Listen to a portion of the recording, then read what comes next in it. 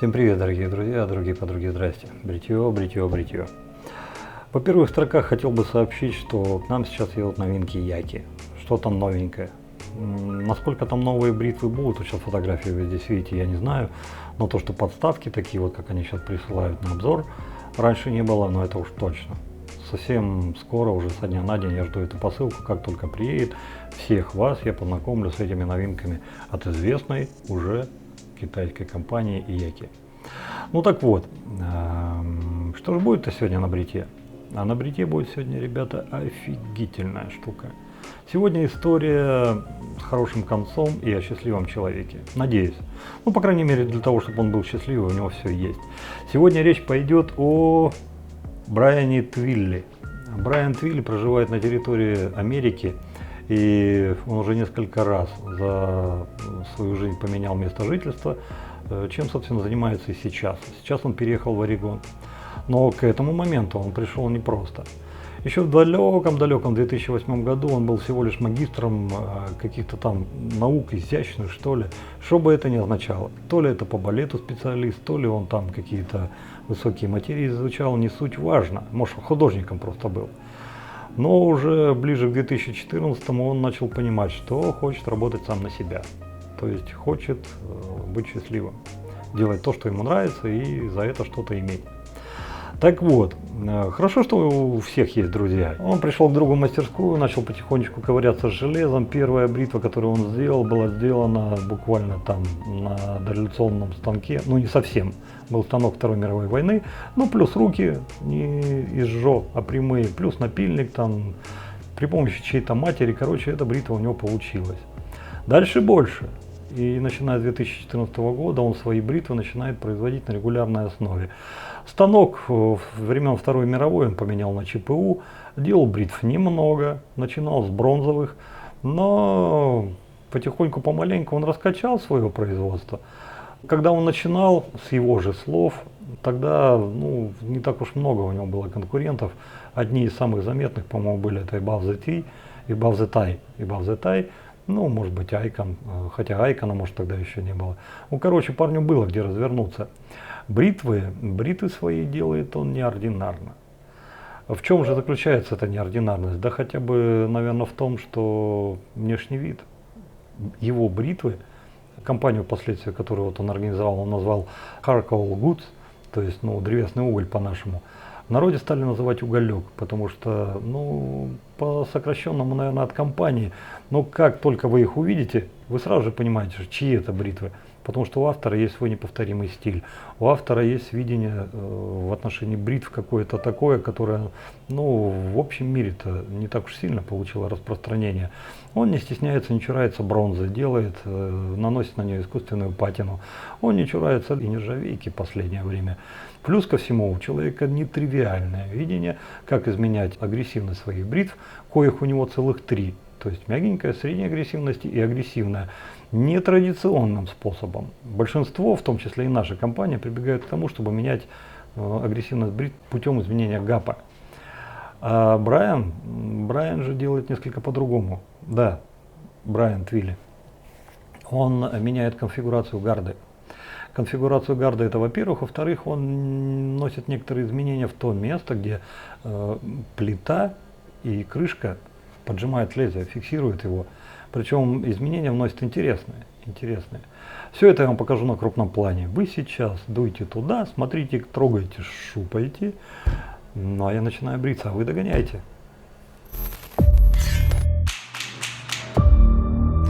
Именно эти предметы я хотел сегодня засветить в обзоре. Давайте начнем с бритвы и обо всем по порядку. Благодаря Дмитричу я могу показать вам бритву от компании Charcoal Goods. В переводе на русский это древесный уголь.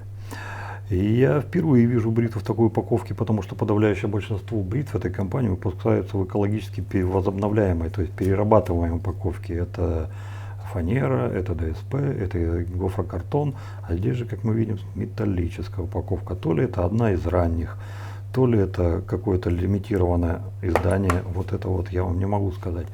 Бритва сделана из нержавеющей стали. Марку тоже не могу сказать, потому что на сайт в нынешний момент вы туда пройти просто не сможете. Заходите на сайт, а вас говорят, давай email, бритвы будут, мы тебе напишем. А вот так вот, чтобы просто посмотреть, обломайтесь, молодой чемодан. Ну и в сети я тоже не нашел, что это за нержавейка 316, 304, 303, какая. Я не знаю. Если у кого-то есть информация, ребята, скажите.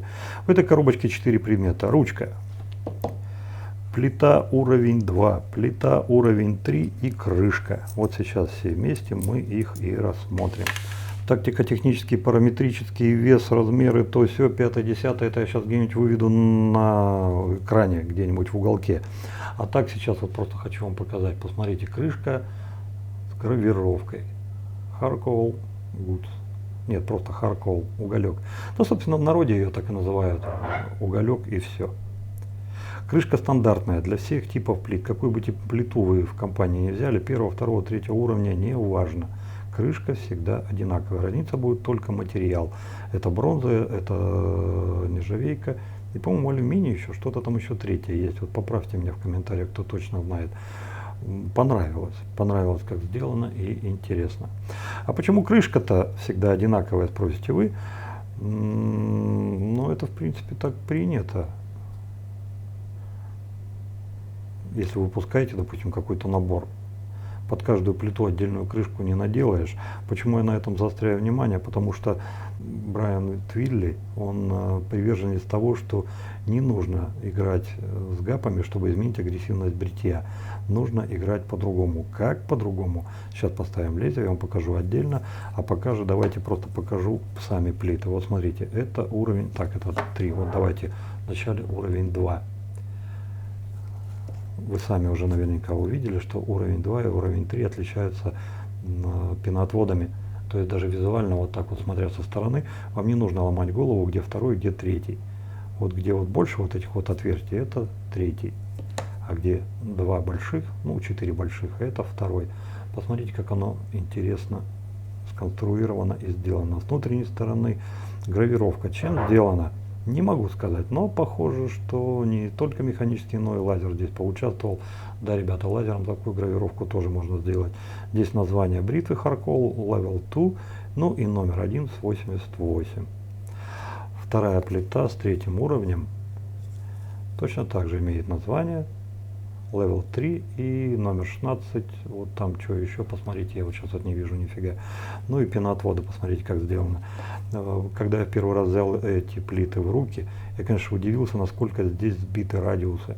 То есть, если у нас при производстве, например, применяется закругление всех радиусов 0,2-0,3 миллиметра, то здесь значительно больше. Посмотрите, как они все прям сглажены, прям все снесено.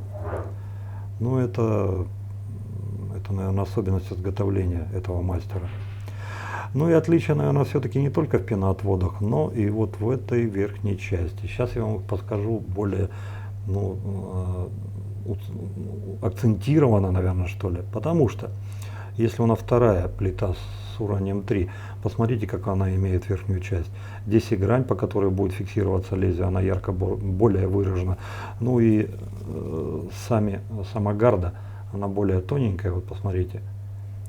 И казалось, как бы выдающаяся вперед, когда на номере 3 она была более толстенькая и кажется, она не так сильно выдается вперед. Но на самом деле, ребята, это обманчиво, потому что ширина плит, как и длина, ну практически одинакова.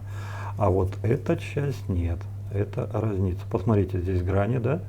А здесь грани уже практически нет. Они сведены практически до самого края. Почему? Сейчас ставим лезвие, и я вам покажу. Ну и ручка. Ручка диаметром 12,5 мм, ну, в самой широкой части, весом 63 грамма, тоже из нержавейки, необычно совершенно, сделано в стиле и манере мастера. То есть здесь вот как бы так пузатенько маленько, здесь у нас место, где мы можем хвататься. Ну и смотрите, здесь не какая-то насечка такая тривиальная, казалось бы, да? А вот здесь вот посмотрите, какая выборка сделана. То ли фрезой, то ли еще чем-то он постарался. Ну, скорее всего, фрезой. Посмотрите, как интересно. Вообще мне нравятся ручки у этого мастера, особенно так, где с пчелкой. Прям ух. И соты, вот эти шестигранники, я их очень люблю и очень уважаю. Так вот, Сейчас я вам предлагаю посмотреть тот оригинальный способ, которым мастер решил агрессивность на своих бритвах. Забегая вперед, хочу сказать, что я не поленился при помощи вот этого, ну, довольно-таки неточного инструмента. Измерил гап на обоих бритвах, и да, он практически одинаковый. Понятно, что он больше, чем 0,8, но и меньше, чем 0,9. Сколько точно, не смог я определить. Но то, что он примерно одинаков, это совершенно наверняка точно. Вставляем лезвие. Давайте сейчас начнем со второй плиты. Я вам покажу, как здесь выглядит режущая зона. А потом поставлю третью и покажу уже на ней. Вот смотрите. Так. Обратите внимание. Здесь, так как плита менее агрессивна, вылет лезвия, если не минусовой, то нулевой, где-то в районе этого. Опять же, на гап не обращаем внимания, потому что он одинаковый будет на обеих плитах, 0,8 примерно где-то там, ну может 83, может 85, не знаю. На сайт я не смог зайти, посмотреть точно не смог. И плюс ко всему, обратите внимание, как выгнуто лезвие. Почему? Потому что у нас есть крышка стандартная для всего, но у нас другая здесь плита. И на той самой плите, которая вот Level 2, у нее по краям, помните, вот эти ярко выраженные грани? Так вот, зажимая плиту и крышку, мы этими гранями заставляем лезвие выгибаться. Именно так, как вы сейчас видите. А теперь переходим на уровень 3, вы сами увидите, насколько велика разница. Так, я сейчас так вот постараюсь сместить. Возможно, потом мне сдвоенный кадр удастся сделать, хотя не уверен. Так, откручиваем. Убираем вторую, ставим третью. А, кстати, при установке. Ну, разнобой, ребята, очень чувствительный. Вот так вот где-то примерно десятки на 2, на 3. И вот так вот где-то десятки на 1,5, на 2. Не думаю, что это будет мешать. Сам факт, просто он есть. Отметьте для себя и все. Резьба работает замечательно, великолепно и просто шикарно. А теперь вот на эту сторону переходим. И теперь смотрите, что вы видите. Во-первых, благодаря тому, что верхняя часть на этой плите у нас сделана несколько иначе, лезвие внутри под этой крышкой выгибается уже совершенно по-другому. Больше похоже на то, что оно уже как, ну, под меньшим углом, и здесь оно уже по идее должно скоблить. Но к этому добавляется еще вылет лезвия. Благодаря тому, что сделано по-особенному вот эта вот гарда, вот эта часть гарды, здесь вылет лезвия, ну, я затрудняюсь сказать точно, но он где-то в пределах, может быть, от 3 до 5 десяток. Вот так вот мне показалось. Опять же, благодаря вот этому вот весьма не очень точному инструменту, то есть щупу, при который используется при регулировке клапанов. И вот именно этим и достигается агрессивность у мастера. Интересно, очень интересно. Ну, я вам предлагаю побриться сегодня и той, и другой плитой. Вначале я что-то думал за рапиру, потому что Дмитрич, когда прислал эти бритвы, сказал: Вадим, блин, агрессивные. То есть вот есть что мягкое, вот это мягкое и бери. Ну, конечно, первая мысль у меня была рапира. Ну, а потом что-то за бугорных форумов начитался, и там люди вроде как и на восходе живые остаются. Вот и подумал, рапира часто бывает, восход нет. Поставлю-ка я восход. Ну, а что там будет в конце? Ребята, чтобы не было, ответственность беру на себя. Так что все нормально, все хорошо. Вот этой красотой сегодня будем бриться. На одной стороне у нас будет уровень 2, на другой уровень 3. А что-то мыло. А мыло, как лосьон после бритья, у нас уже были на обзоре, но сегодня я их прогнать хочу еще раз, потому что в это воскресенье я хочу их подарить хорошему человеку, который мне очень сильно помог. Так вот, это мыло Катрин Д. От девушки, которая широко известна в широких кругах, и которая вот этим мыловарением, лосьоноварением и прочим вареньем занимается уже не первый год, а может быть даже еще и больше. Которая на этом не только пуд соли, но наверняка еще и 3 пуда мыла съела, и хрен знает чего сколько, потому что девчонка знает, что она делает, и у нее все получается достаточно хорошо и годно. Мыло не из дешевых, хоть оно и жировое, но, блин, стоит космос, там у нее под косарь. Ну, скажем так, я считаю, что это мыло средней ценовой категории. Пахнет, ребята, запаха Фаренгейта здесь не ждите, но что-то похожее, нечто такое уловимое, которое вот именно от Фаренгейта идет. Кто любит Фаренгейт, ребята, вы по достоинству сможете оценить это мыло. Все остальные качества, они на обзоре уже были, я их называл, уже говорил, но Сегодня мы еще раз это прогоним и еще раз все затестим. Лосьон Фаренгейт понравился мне точно так же. Он несколько скромнее уже по ценнику, по-моему, где-то в районе 480 рублей, но где-то до 500 точно. Так вот, тоже интересная штучка, тоже интересно работает, и сегодня мы его используем точно так же, как и мыло. Я хочу отдать, вот, кстати, так же, как и помазок, я хочу отдать Алексею Р., который поставил точку в вопросе по микрофону, и когда уже стрим закончился, он вдогонку уже: Викторович, я там посмотрел, чуть-чуть не хватает, я тебя там добил. Ребята, это чуть-чуть было 3600. Бу-бу. Вот так. И до этого он еще там пару косарей забросил. Так что, Алексей Р., я тебе на стриме спасибо скажу. И сейчас заранее тоже еще раз хочу сказать огромное спасибо за то, что ты помогаешь мне, ну, привести канал, ну, в удобоваримое должное состояние. Теперь с микрофоном я уже все, вопрос закрыл, все нормально, все хорошо. И все, ребят, история кончилась, и хороший звук на канале остался. Вот эти вот вещи, это будет сегодня в обзоре, и сегодня мы последний раз их затестим. А вот эта штука здесь появилась не случайно. Хочу запузырить это на следующий обзор. Это Pure Gillette Soothing, или как вот, ну, понятно, что для деликатной кожи. Не могу выговорить никак вот это слово. Крем для бритья. Вот интересно его запустить. Почему его показываю сейчас? Ребята, он недорогой, 6 баксов, и наверняка уже многие им пользовались. Вот просто хочу спросить, а есть ли смысл? Ну, в другом... Вот просто ваше мнение. Вот что вы думаете об этом продукте. А на следующий обзор мы его выставим и посмотрим, как ваше мнение будет состыковываться с тем, которое получится после обзора. Ну и помазок, последнюю лошадку, вот, которая была с тестовых, я уже прогнал, мнение свое о ней составил. Лошадь замечательная, лошадь хорошая, но целесообразность ее под вопросом, потому что многие помазки могут эту лошадь, в принципе, если не заменить полностью на 100%, то хотя бы рядом где-то стоять, и за ними бегать не надо. Это как кабан, так и синтетика, так и барсук. А сегодня, да, это, кстати, тоже пойдет к Алексею Р. А сегодня у нас остался последний Кабанерос из тестовых. До обзора я его, конечно, промыл, он меня несколько напугал, потому что когда я попытался его чубчик кучерявый так вот чуть-чуть пригладить, пару-тройку волосков-то он мне тоже на гора выдал. А, вот видите, вот. Я и задумался, что там такая, может там это, как-то не это, того, не под той луной, что от Яков, что вот этот были сделаны. Но гадать не будем. Сегодня мы его запустим на обзор и посмотрим, на что он способен. Все, пошли бриться.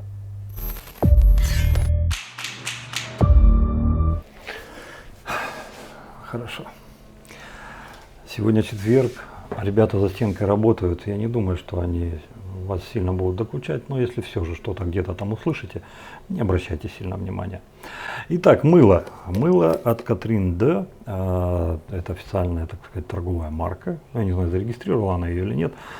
Но то, что девушку зовут Катерина, ну это да, так оно и есть. С Катериной я знаком уже несколько лет. Вы знаете, вот сказать увлеченный человек и все. И этим сразу же все будет ясно, понятно. А на самом деле увлеченный человек, она всем тем, что вот она вот это вот делает, она дышит, она это любит. И, пожалуй, да, действительно, тоже про нее можно сказать, что она счастливый человек. Потому что вот то ее любимое занятие ее, которому так еще маленечко водички добавлю, которому она посвящает, наверное, ну, большую часть своей жизни, ну, оно ей нравится. Ну и слава Богу, оно ее и кормит. Продукция от Катерины. Прежде чем что-то выпустить на полку и отдать людям, она это все прогоняет через кучу тестов. И то, что она выпустила, поставила на полку, это не значит, что оно так и будет неизменное. Потому что люди же покупают, люди же пробуют, и она все то, что люди говорят, она не пропускает мимо ушей, она все это слушает. И, если нужно, по необходимости вносит какие-то изменения. Насколько я понимаю, это не так уж часто происходит, потому что не надо вносить изменения, у нее сразу хорошо получается. Но ее продукция мне нравилась всегда. Чем же? Она интересная. Она интересная, и ей всегда было удобно и приятно работать. И на компонентах Катерина не тот человек, который жмутилась бы и что-то там, какой-то фуфел подсовывала, лишь бы там что-то подешевле, и так сойдет. Нет. Катерина и так сойдет, это антонимы, это не тот случай. Итак, ее мыло. Ага. Чем оно мне понравилось сразу? Работай. Легкое, понятное, прогнозируемое. Это не тот случай, когда нужно показать весь свой интеллект, IQ 190%, ну 90, хотя бы 90. Потому что здесь просто набираешь и просто бреешься. Все. Это мыло, которое предназначено именно для работы, а не для того, чтобы милый мой. А вот догадайся, как сделать так, чтобы я превратилась в пену. Не надо догадываться. Просто берете и просто моетесь. Компоненты. На крупном плане я наверняка их уже где-то показал, если нет, сейчас еще раз здесь продублирую. Но на крупном, скорее всего, они были. И самое приятное, это то, что она умеет и любит работать с отдушками. Я думаю, не стоит говорить, что у нее отдушки все высокого качества, какой-то фуфел там третьеразрядный, она просто на порог не пустит своей мастерской. И вот та, в частности, отдушка, которая вот в этом мыле Фаренгейт, ребята, она просто пипец. Потому что здесь что-то есть и от Фаренгейт, здесь что-то есть и от какой-то пряности лесной, здесь что-то есть и спайси маленько. И я бы не сказал, что это прям Фаренгейт. Нет, конечно. Но, блин, ребята, как же это чертовски приятно пахнет. Ну и стоит. Видели там, да, баночка косарь? Так что, да, стоит. Но тут есть за что. Ну вот, посмотрите. Густющая. Ну, что хотел, то и получил. Пока убираем это в сторонку. Так, тебя тоже. Тут у меня плямбочка упала. Ну и давайте посмотрим, что у нас сейчас будет с уровнем Level 2. Level 2, лезвие восход. Греем. Так. Ну и с Богом. Так, а где мой камешек? Так, вот сюда вот я его.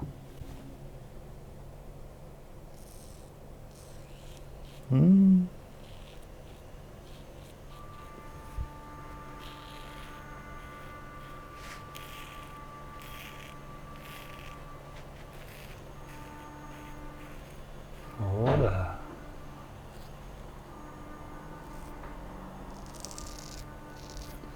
Сразу, что хотелось бы отметить, это несколько вещей. Первое, это ход бархатистый, приятный.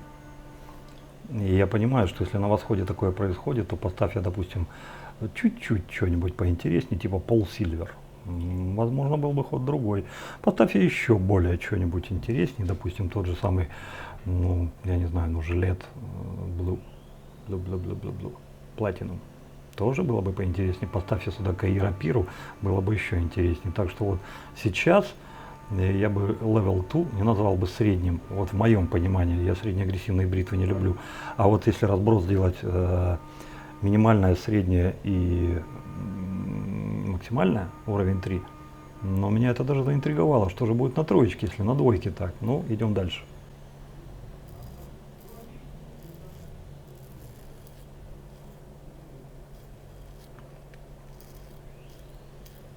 Это одна вещь, которую я вам сказал. Другая – вес. Все вместе не дотягивает и до сотни грамм, но, блин, благодаря вот тем параметрическим, которые имеет вот эта вот бритва, ну чертовски приятно. Ну, приятно, ребят, приятно.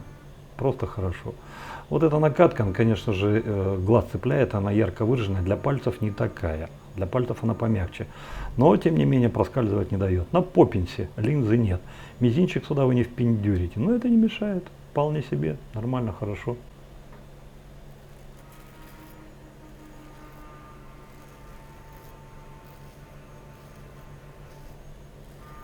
Удивляет то, что воспринимаешь ее гораздо тяжелее, чем 100 грамм. Она кажется более увесистой. А, куда полез? Ишь ты, блин, заговорился. Заговорили вы меня. Так, второй проход. Водички.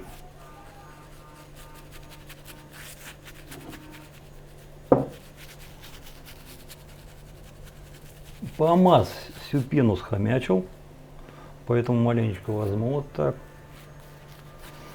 Помазок.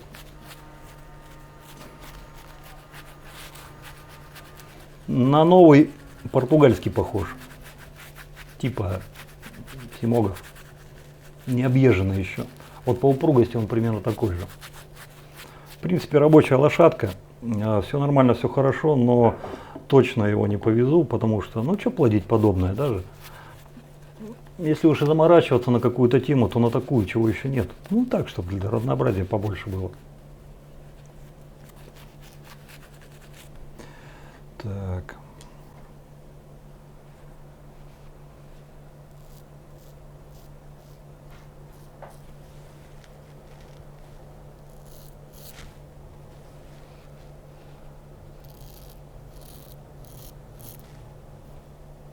Не, думал пролезет, не пролезла. Все-таки камешек. Камешек нужен.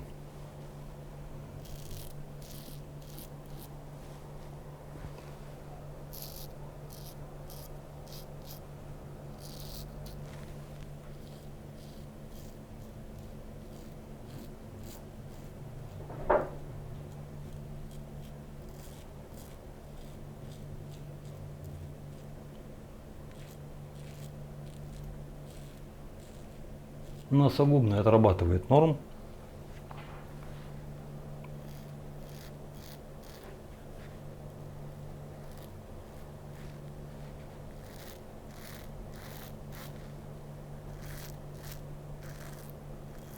Надеюсь, что-то будет. Угу.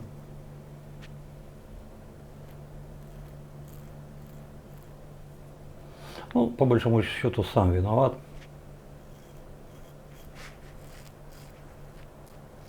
Шкурку не расправил под бритву, так как нужно было бы.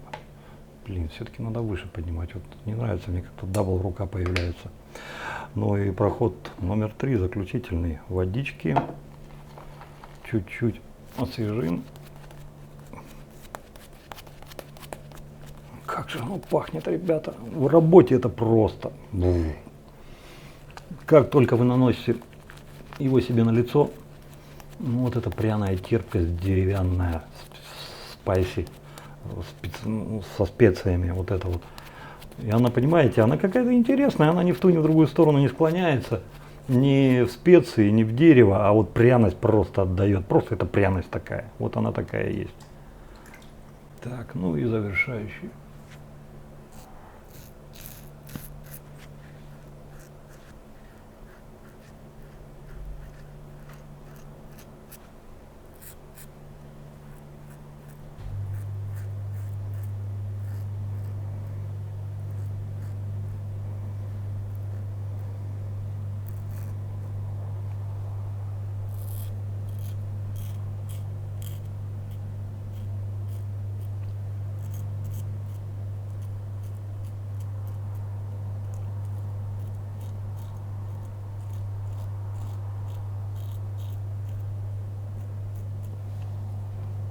О-ля-ля.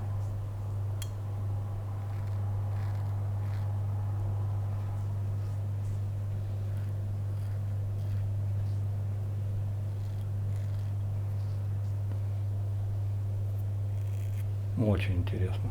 Очень интересно. Так, ну это было лезвие, плита Level 2. Давайте, наверное, сейчас поставим 3-й уровень и посмотрим, что с этим будет. Лезвие менять, в смысле, лезвие убирать не буду. Лезвие оставлю то же самое. Так, и это отдыхай, а ты иди сюда. Остается только предполагать, если со 2-м уровнем я себе такой сюрприз устроил, сюрприз, то что будет с 3-м? Ну, посмотрим.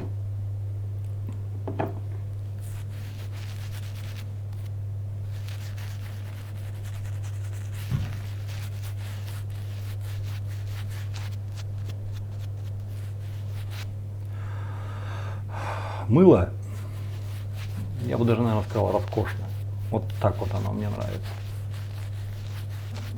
Ну, естественно, рекомендую. Рекомендую. Не дешевое, ребят, но я знаю подороже. А это, по крайней мере, оно отработает все свои деньги. М.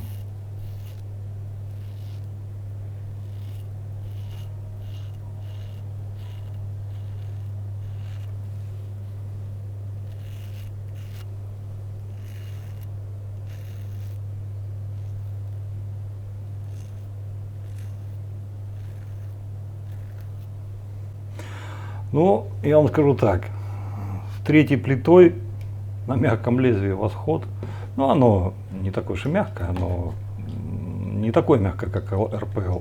РПЛ еще мягче, но все равно восход мягкое. Так вот, вашей последней ошибкой будет, если вы начнете давить. Не надо, не делайте этого. Просто поставьте бритву правильно и отпустите. Она сама все сделает.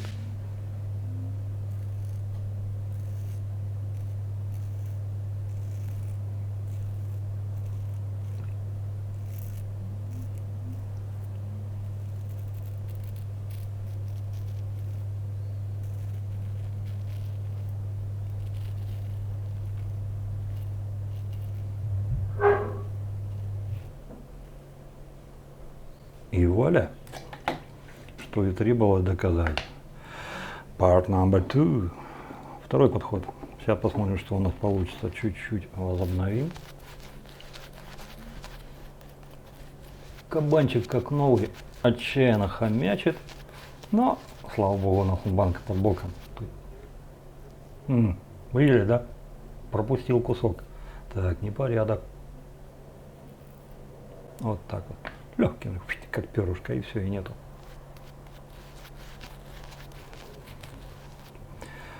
Хорошо в деревне летом. Бабки пристают к щеблетам. Так.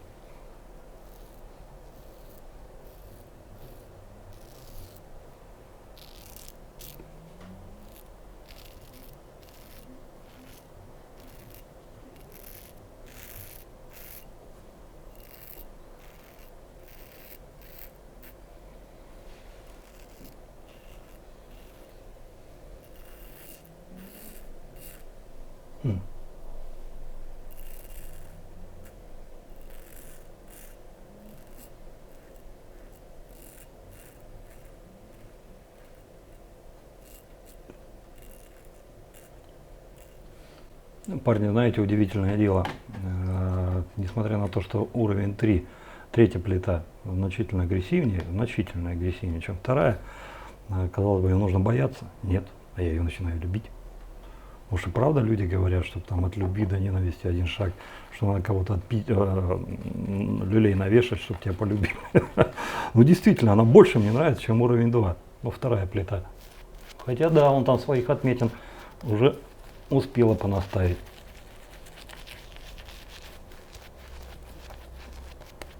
Так, чуть-чуть водички.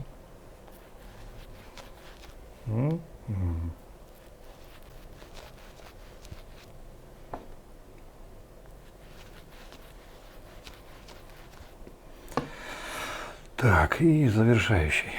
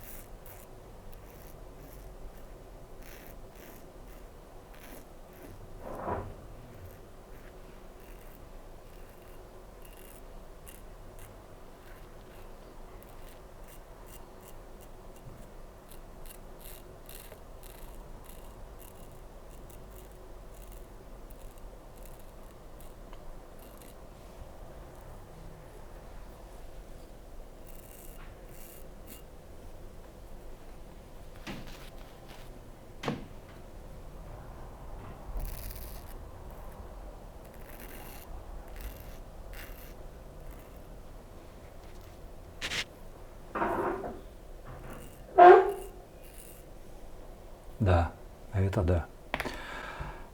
Все, парни, побрились. Компресс и автошейв.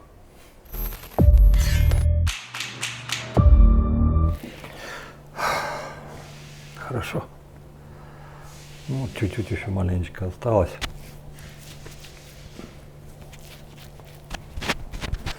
Так, ну и надо скорее лосьон от Катерины. Точно так же называется Фаренгейт. Но по прошлому разу я еще помню. Это ж натурал, скорее всего. Надо энергично. Это энергичный танец. Помните, как в знаменитом фильме? Хотя молодежь, наверное, не помнит нифига. Афоня. Афоня. О! Ой, как хорошо. Ой. Здесь больше от Фаренгейта. Тональность совершенно разная. Лосьон и мыло пахнут по-разному. Но все равно понятно, что это одна линейка, все равно ясно, что это одного поля ягоды, потому что все это работает в унисон. В унисон. Побрился обоими бритвами великолепно. Но все-таки третья мне понравилась больше. Расскажу почему. Итак, лосьон. Хорошая, замечательная штука, могу рекомендовать каждому. И лично для меня он уходит, ну, как вода в сухую землю, потому что я чувствую вот ту приятность, которую он мне несет. Понятно, что здесь есть уходовые, понятно, что здесь и для лица, и для кожи все это есть, но как это приятно происходит. И дело даже не в той упаковке, которая идет вместе с дозатором. Этим, конечно, Катерина не удивила, таких упаковок много. Я думаю, она все-таки удивила той жидкостью, которая спрятана здесь внутри. Потому что она для меня замечательна. Если бы наша компания выпускала такой лосьон, я был бы счастлив. Ну, рад, как минимум. Потому что этим можно гордиться. Это не стыдно поставить на полку, и это не стыдно отдать людям. И сказать: нате, люди, блин, пользуйтесь на свое здоровье. Хорошая, замечательная штука. Сохнет быстро. Пятен никаких оставлять не будет. Ну а запах... Как я уже говорил, здесь больше от Фаренгейта. Здесь та самая, вот знаете, вот та вишенка на торте, которая есть в Фаренгейте, она, да, здесь присутствует. Но плюс ко всему, если в мыле от Фаренгейта, ну, может быть, где-то процентов 30-40, то вот в этом от Фаренгейта, наверное, где-то процентов 50-60. И помимо той самой вишенки на торте, про которую я говорил, здесь есть еще мантия короля от Фаренгейта. И она очень приятная, она очень чертовски импонирует, потому что я этот Фаренгейт люблю, он мне всегда нравился. Никогда у меня его не было в таком, знаете, вот в повседневном пользовании, чтобы я вот как-то так вот, знаете, через день, да каждый день мог им брызгаться. Но зато он был у моего друга Сашки. И каждый раз, когда мы с ним собирались, там шашлык пожарить или еще что-нибудь, естественно, я им брызгался и кайфовал. Поэтому незамыленным глазом могу сказать, ребята, этот больше похож и сам по себе лосьон годный. Годный за 480 рублей, ну, не такие уж и большие деньги. Если кто-нибудь думал, ребята, деньги зря не выкинете. Можно брать, вкусно. Точно так же, как и мыло. Потому что мыло, несмотря на то, что оно жировое, и как бы 1000 рублей за жировое, но у нас в России я не привык. Но если сравнивать с забугорными, то это еще и дешево. Плюс ко всему, вот та составляющая, которая здесь собрана, она полностью рабочая, она дает нормальную хорошую пену, полностью управляемо, прогнозируемо на всех этапах. То есть вы сможете сделать с этой пеной все, что хотите. Хотите полужидкую, и она будет вас брить и не будет подсыхать на лице. Хотите густющую, хотите средней консистенции. То есть вот все, что хотите, вы с этим мылом можете делать. Выглядит замечательно, хоть сейчас под венец. Скольжение по скольжению, тоже все на месте, тоже все при нем. То есть вот тут вот поругать лично для меня не за что. И чтобы я вообще не сомневался, ругать, не ругать, здесь еще такой запах поставила Катерина, что просто мне к душе. Вот знаете, вот даже было бы за что поругать, вот за запах я бы просил. Но, к сожалению, ну, к счастью, здесь ругать не за что. Ребята, хорошее, классное мыло. И я с превеликим удовольствием вот отдам вот это вот все Алексею Р. Просто, ну, если у него еще нет, то пускай тоже кайфанет. Тут есть от чего кайфануть. Вот это классно, вот это хорошо. За помаз говорить ничего не буду, не порадовал, не удивил, это уже такое есть. Это уже есть на рынке, притащить, нате вам еще один, да, но нет, это неинтересно, поэтому что тут говорить. На стриме там кому-нибудь из пацанов, кто там руку поднимет, скажет, вот уйдет, да и все. Ну и бритва, наконец-то. Harakoval Goods, который прислал Дмитрич.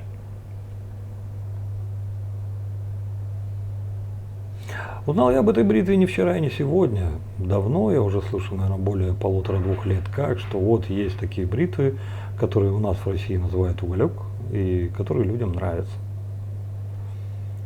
Но так, чтобы в руках держать, конечно, первый раз.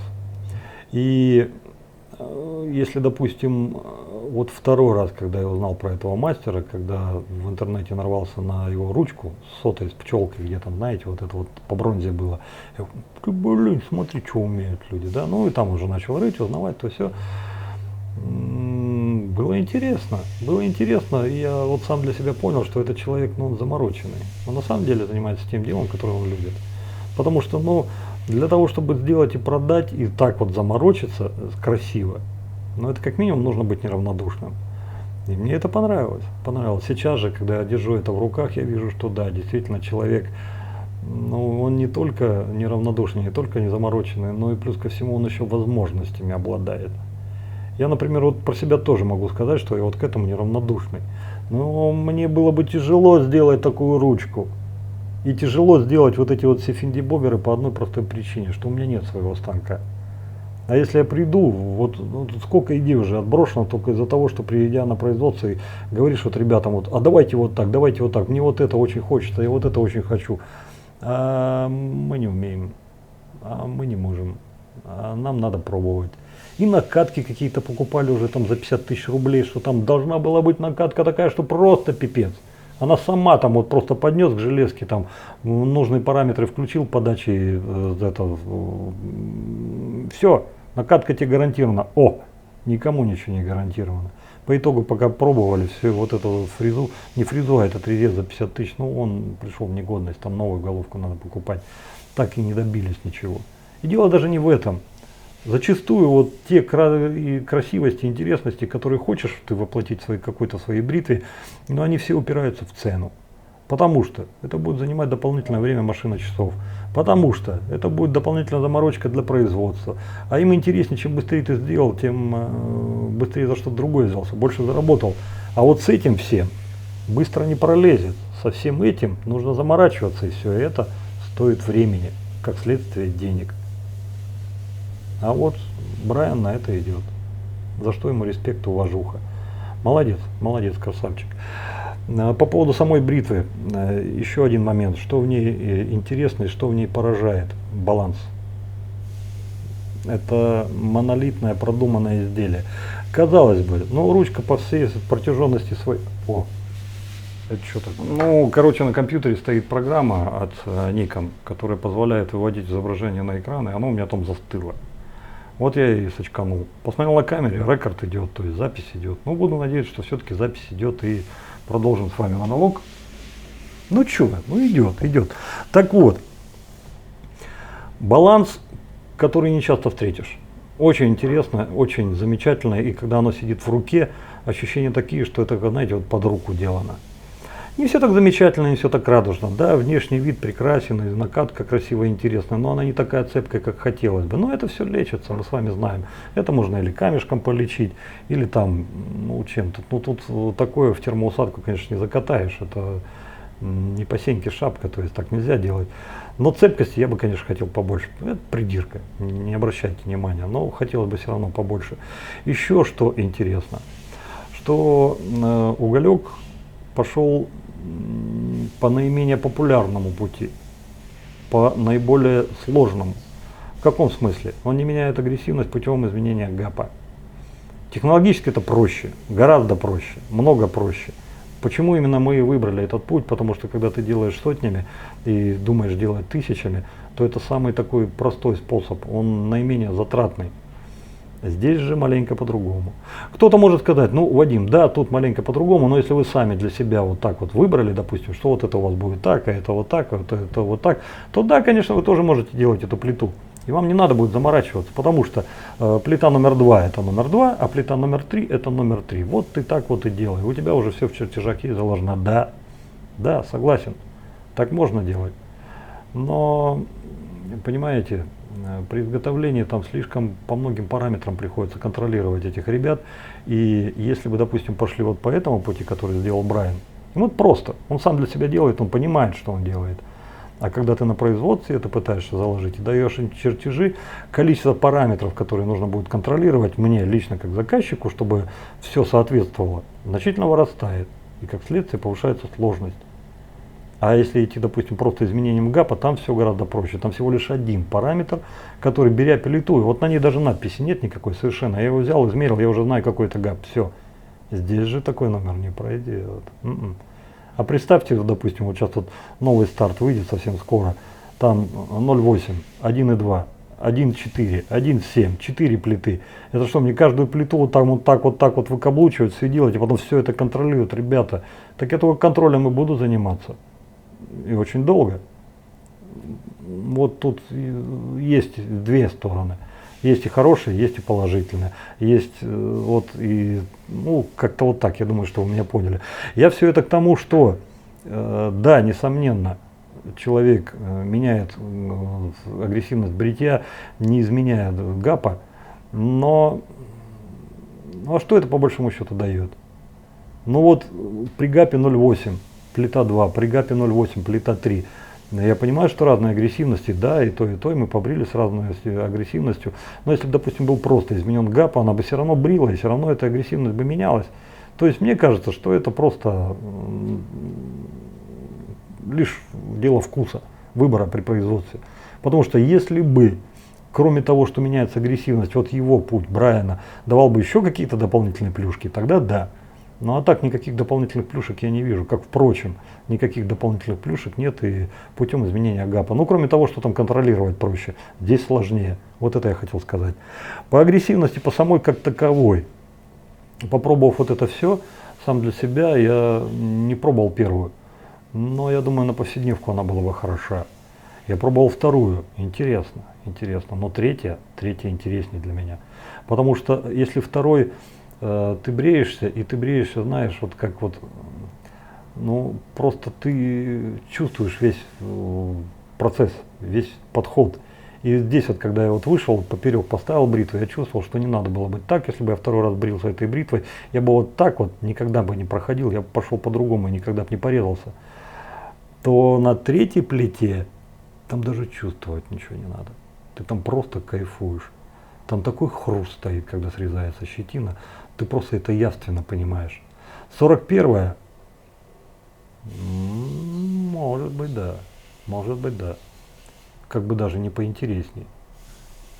Вот вокруг 41-й что-то пляшите, кому в плюс, кому в минус, вот это вот точно не ошибетесь. Это плита номер 3 от уголька. Очень понравилось. Ну и как следствие, конечно, качество бритья отличается, оно не сильно. Я бы не стал говорить, что вторая побрила хуже, чем третья, а третья там вау, лучше, чем вторая. Нет. И той побрился замечательно. Скулы, особенно вот эти мои показатели, они выбриты достойно, нормально. ДФС кое-где остался, но в таких количествах, что я бы на него даже внимания не стал обращать, там может быть там, до 5%, что-то такое, что вот знаете, вот здесь вот я вот сочканул, и соленая, и это соленая. Не стал больше шкрябаться, и так хорошо, и так нормально, и так здорово. Поэтому, если завершить, стал бы я брать себе такую плиту, ну, в смысле, такую бритву. Но уже попробовав ее, наверное, нет. Потому что, ну, сам понимаешь, что взял игрушку, поигрался, и уже интерес уже не тот. Но я вполне себе понимаю тех людей, которые покупают эту бритву, потому что она на самом деле интересна и на самом деле шикарна. У нас в компании есть бритвы, которые могут конкурировать с этим. Сейчас я об этом говорить не буду. Но если, допустим, ставить себе во главу угла, что попытаться найти ту самую, которая у тебя будет стоять на полке и заменит многое, я думаю, это одна из тех бритв. Она вполне себе может прийти в чей-то дом и отвоевать добрую толику вашего пространства, если вообще всех не повыкидывать, потому что в ней есть что-то такое. Вот вторая плита, я думаю, вот для меня бы она не смогла так сделать, а третья да. Третья могла бы пораспихать многих, встать и сказать, вот смотри, я тоже умею, тоже могу, все ша, я сейчас буду брить. Да. Вот третья плита примерно для меня так. Но, повторюсь, покупать бы не стал. Ну, у меня есть что. У меня есть что, понимаете? Так что вот, ну, раз уж так вот говорим, ну, тайга, например, ну, вполне себе может заменить на высоких позициях вот те ощущения, которые дает уголек. Но сейчас старт. Ну, про него рано говорить, он еще только придет, и это потом, только в будущем. Но он там, да, вот 1.4, 1.7, он вполне себе, особенно вот 1.7, может заменить вот это вот все. Поэтому вот так вот, знаете, ну, у меня-то насущности такой нет. А вот те люди, которые ищут что-то как 41, но ничуть не хуже, а возможно даже еще и лучше, это один из вариантов. Подороже, чем 41, но мне кажется, оно того стоит. Здесь душа человека чувствуется, и здесь заложена какая-то вот энергетика. Здесь, несмотря на то, что вот это все скользкое и как бы проскальзывает, в работе это не так уж и скользит, не так уж и проскальзывает. И смотрится это все, конечно же, красиво, изящно. Дмитричу еще раз огромное спасибо за то, что дал возможность попробовать эту бритву. Ну а на следующее видео, я думаю, у нас будет рок-н-ролл. Попробуем изделие турецкого мастера, который пришел в бритье из ювелирки. Может быть, поэтому его бритвы так и манят. Купи меня, смотри, какая вся, вау. Но там тоже не все просто. Что именно, ну вот на следующем бритье там и разберемся. На этом разрешите с вами попрощаться. Добра, счастья, радости. Берегите себя, берегите своих близких. Дай вам Бог здоровья. Завтра будет стрим. Всех, у кого есть свободная минутка, пожалуйста, приходите, поговорим, пообщаемся, обсудим какие-то вопросы там. Ну, просто как-то там проведем время. Ну, пожалуй, что и все. Пока-пока. Берегите себя.